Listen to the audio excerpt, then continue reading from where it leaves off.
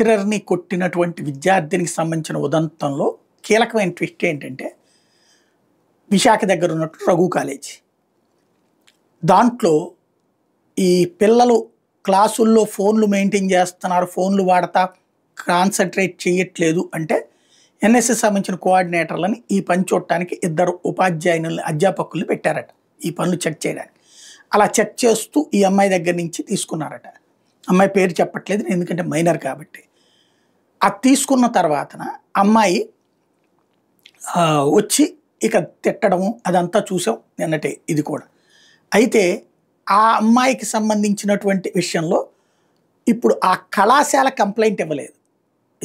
ఇదే ఆ అమ్మాయి మీదన లెక్చరర్ కంప్లైంట్ ఇవ్వలేదు పోలీసులకేమి. అదే సందర్భంలో ఇది మా కళాశాల అంతర్గత వ్యవహారం అని తేల్చి చెప్పింది రఘు కళాశాల యాజమాన్యం.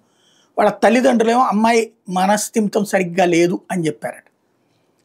మనస్థిమితం వేరు, మతిస్థిమితం వేరు. మతిస్థిమితం సరిగ్గా లేకపోతే చదువుకే పనికిరారు. మనస్థిమితం అంటే ఏదన్నా ఇంట్లో సైకలాజికల్గా ఇబ్బంది పడితే ఆ కోపంతో చేసి ఉండాలి.